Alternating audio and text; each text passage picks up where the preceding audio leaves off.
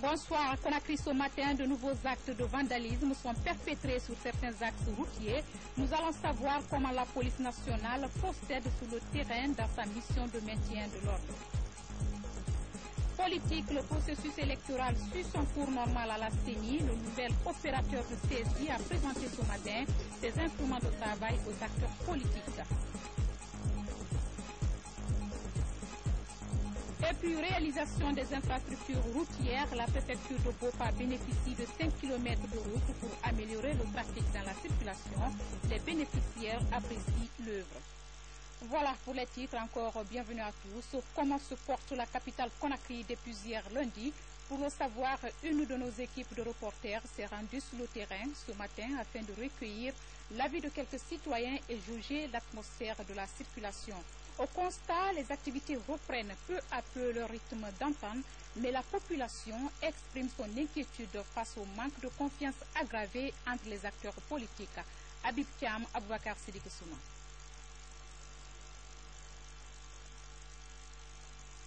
La capitale. Le trafic a atteint son niveau de bouchon habituel aux premières heures de la journée. Dans la situation de violence qui prévaut sur certains axes, la population dit sa préoccupation pour le quotidien. Ce qui se passe actuellement n'est pas bon pour un pays. Ils n'ont qu'à aller à la table de négociation pour négocier, pour arriver à un dialogue sincère à l'avantage de tous les Guinéens. Après un lundi troublé en partie par la marche de l'opposition, l'heure est à la reprise progressive des activités. Cette journée du mardi est déterminante pour ce jeune diplômé. Hier, il est resté bloqué dans son quartier. Moi, je suis à la recherche de l'emploi et ça fait un bon moment que je suis à la maison. Aujourd'hui, je vais déposer un document dans une société, que le pouvoir et l'opposition s'asseyent autour d'une table, trouver un accord pour le bien-être de la population. En dépit de quelques escarmouches signalées, beaucoup de citoyens ont fait l'effort de rallier le centre-ville. Les uns pour répondre à un rendez-vous d'affaires et les autres pour honorer des engagements administratifs. Sur l'autoroute Fidel Castro, la circulation est restée fluide toute la journée. Vous l'avez compris, Conakry se réanime ce matin après la manifestation de l'opposition hier. Manifestation qui a provoqué des incidents dans la banlieue. Sur l'axe Le Prince ou encore sur l'autoroute Fidel Castro, les citoyens ont été très matinaux afin de rallier au plus vite les lieux de service. De sources indépendantes, suite à cet appel à manifester de l'opposition, des perturbations ont été enregistrées hier dans le fonctionnement des centres de traitement Ebola. Le cas de Matam est évoqué. Kamara Aboubakar revient sur cette journée. Une nouvelle fois, les craintes ont été confirmées dans les rues de la haute banlieue de Conakry. L'appel à manifester de l'opposition a provoqué des incidents violents entre jeunes manifestants et forces de l'ordre. Le bilan établi par différentes sources fait cas d'une dizaine de blessés. À Matoto et Matam, le gouvernement évoque 8 cas d'interpellation. Il n'y a pas eu de consigne particulière à donner, sauf de disposer des forces de sécurité un peu partout, de manière à prévenir ce qui s'annonçait comme une journée violente, puisque l'opposition n'a pas voulu informer les services administratifs de l'itinéraire, du lieu, du trajet et de la fin de ce qu'ils appelaient manifestation. Et donc, il était impossible pour les services administratifs et les services de sécurité de travailler avec eux pour sécuriser ce qui allait se passer aujourd'hui, ce qui est dommage d'ailleurs. Toute la journée, les organisations sanitaires impliquées dans la lutte contre Ebola se sont inquiétées des perturbations créées dans le suivi des contacts au sein des centres de traitement. Depuis la journée d'hier, nous constatons qu'en matière de mobilisation sociale, les comités de veille qui ont été mis en place, les agents de santé qui ont été engagés pour passer des messages n'ont pas pu le faire dans toute la ville. En second lieu, en matière de surveillance, normalement, les contacts doivent être vus tous les jours sans interruption.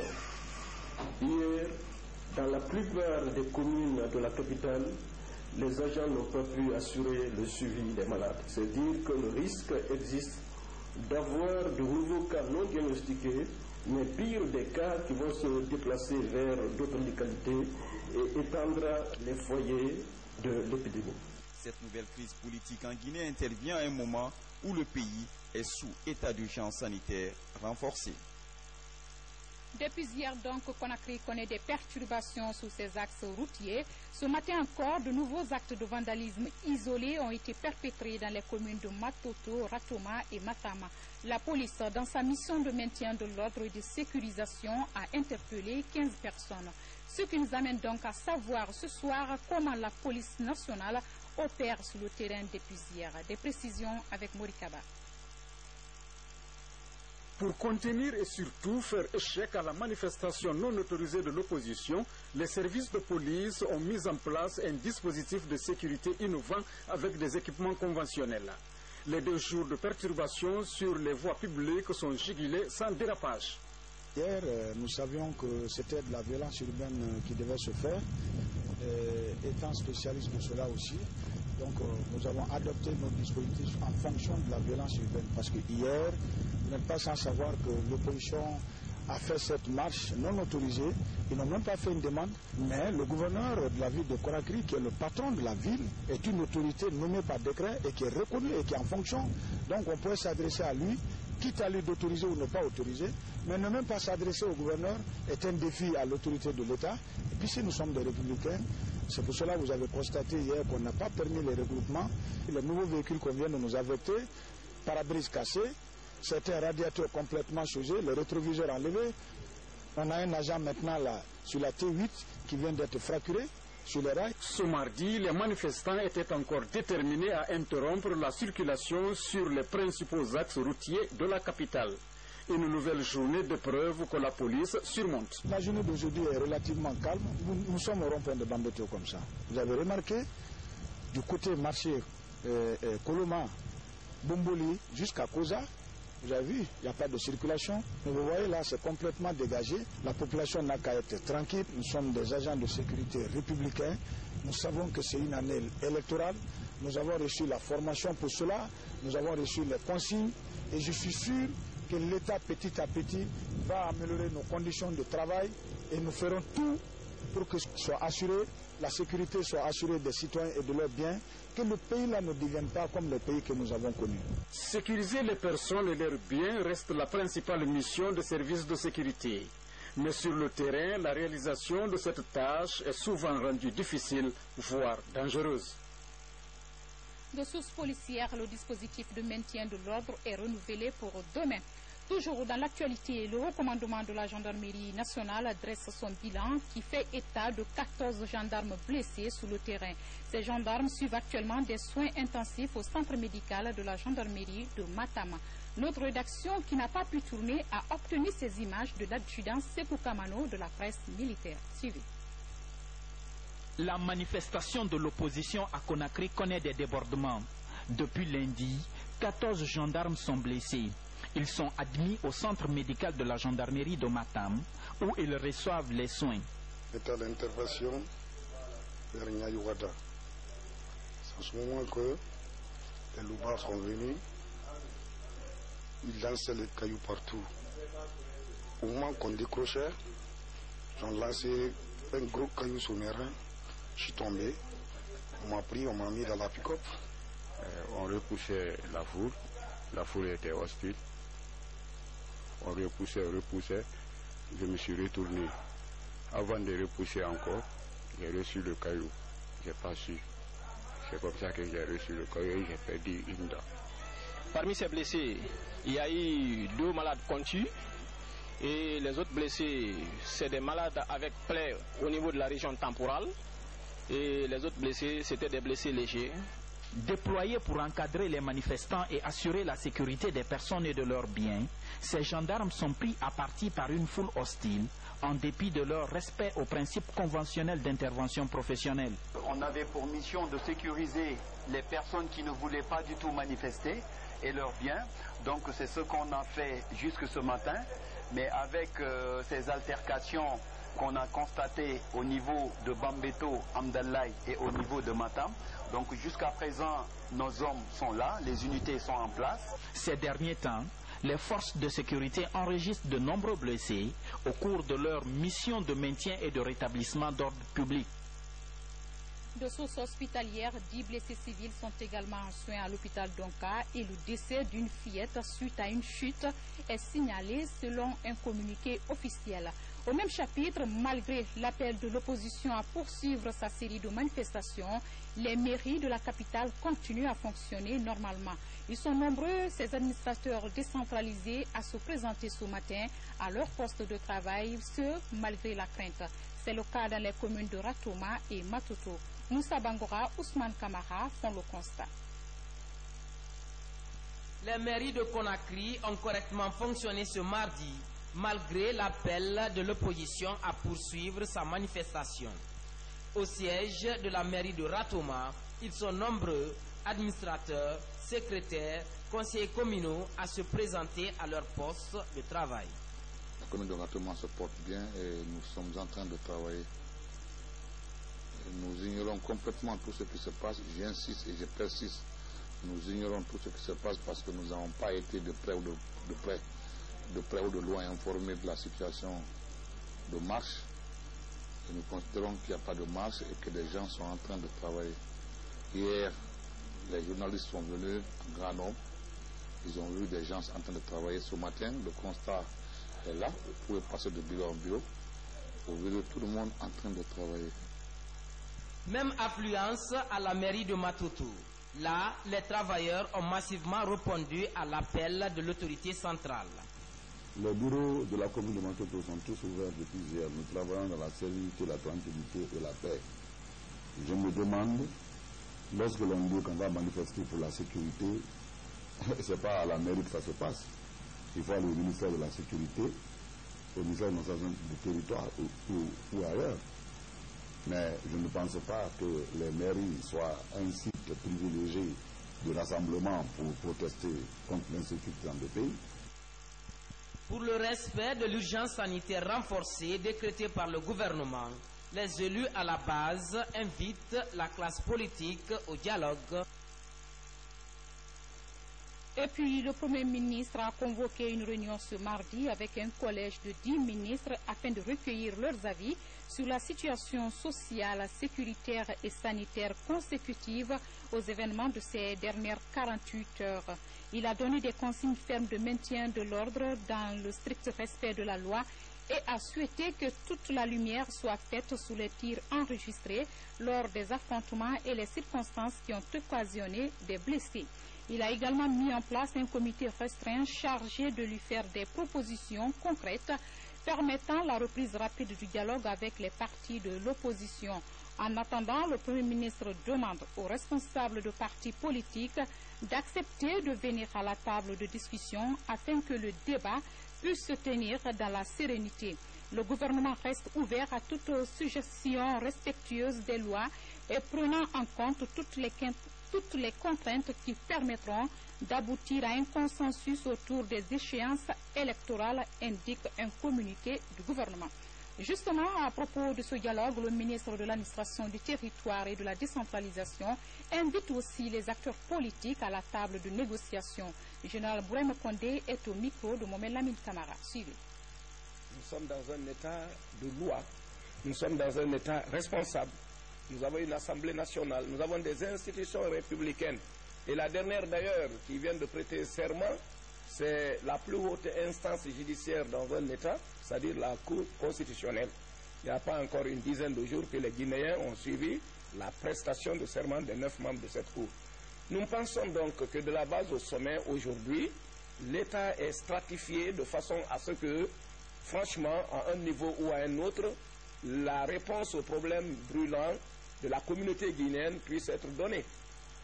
Partout, mais je répète encore, sauf dans la rue. Alors, encore une fois, nous pensons, et c'est un appel fraternel que nous lançons à toutes les parties prenantes pour qu'on se retrouve autour de la table. Rien ne vaut le dialogue entre les Guinéens, absolument rien. Il s'agit d'un peuple, d'un seul et unique peuple, qui a le même destin. Ce destin-là, assumons-le ensemble. Pendant ce temps, le processus électoral suit son cours normal à la CENI. Le nouvel opérateur de saisie recruté par l'institution a présenté ce matin ses instruments de travail aux acteurs politiques. C'était au Palais du Peuple. La rencontre a mobilisé les membres de la société civile, les médias et quelques partis politiques. Makeme Donzo apporte des précisions. La société Gemalto a présenté le kit d'enrôlement et le site du fichier électoral ce mardi aux acteurs politiques. Cette rencontre de comité interparti organisée par la CENI est une mise à niveau de tous les parties prenantes pour la transparence du mode opératoire de la révision du fichier électoral. La CENI s'est engagée à renouveler totalement le parc pour repartir avec de nouveaux kits, beaucoup plus modernes, et qui répond aux spécifications souhaitées par la CENI. Ça a été une fabrication spéciale pour la CENI. Et c'est à ce titre que nous avons doté ce processus de plus de 2300 nouveaux kits. Plus de 4000 opérateurs ont été recrutés, accompagnés de superviseurs. Tous les kits sont accompagnés de groupes électrogènes, avec un système d'existence de batteries qui donne une très grande autonomie justement au travail des opérateurs. Avec Gemalto, plusieurs insuffisances seront corrigées sur le terrain, comme par exemple les problèmes liés aux empreintes et à l'enrôlement des Guinéens de l'étranger. Aujourd'hui, on a l'altitude pour les Guinéens qui sont nés à l'étranger de mettre leur lieu de naissance et aussi la localisation des kits à l'extérieur du pays. L'adresse ne pouvait pas être saisie correctement, on était obligé de te donner que tu donnes ton adresse de la Guinée ou l'adresse de tes parents en Guinée, alors que tu résides à l'extérieur, tu as ton adresse à l'extérieur.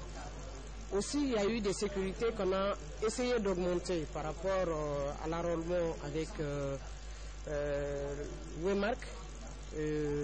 On a essayé aujourd'hui d'empêcher un opérateur de saisie de mettre son empreinte à la place du citoyen pour se faire enrôler. L'installation des commissions administratives de révision des listes électorales va bientôt commencer. Elles seront au nombre de 2206 carles sur toute l'étendue du territoire national.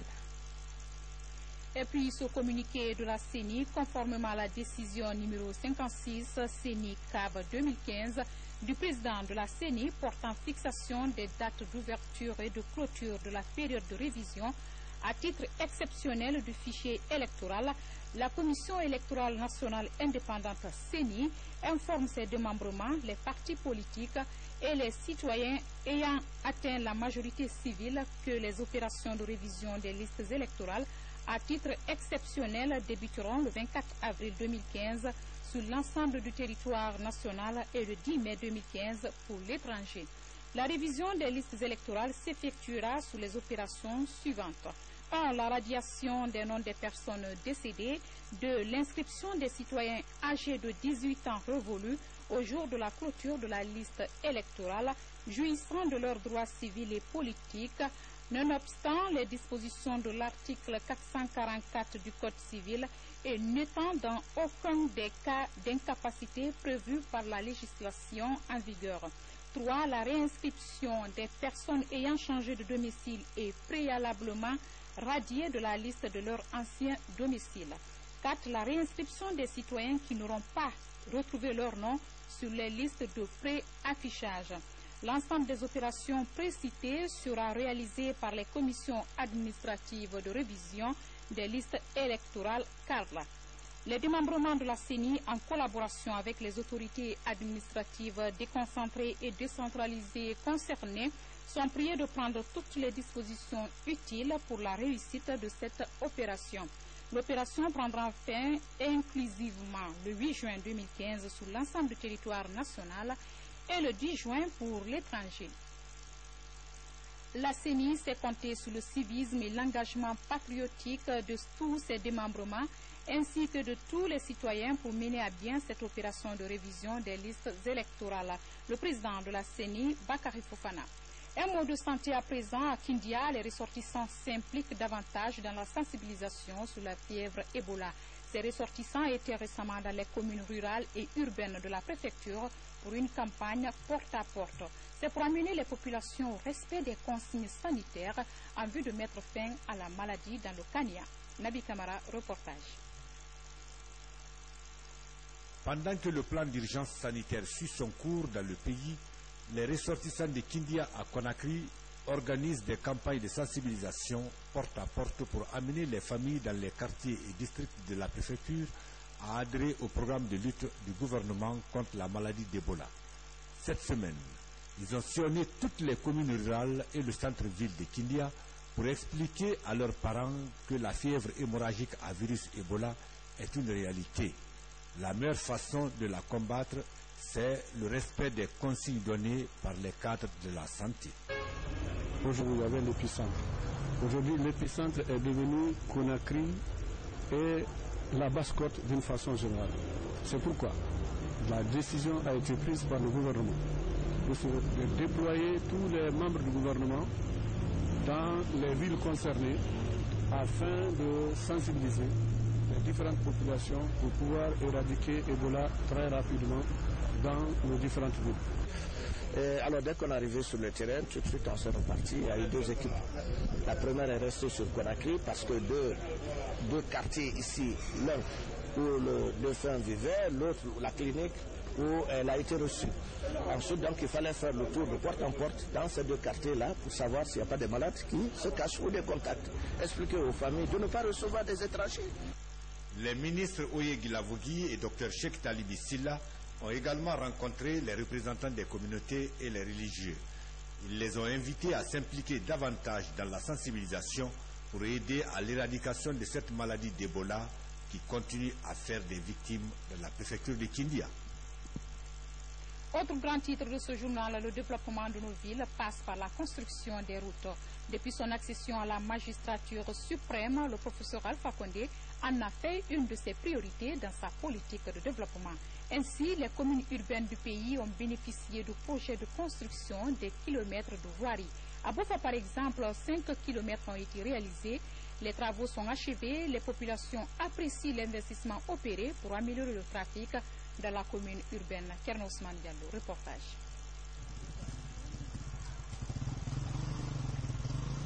Bolondé, un des quartiers qui vient d'être désenclavé dans la commune urbaine de Bofa.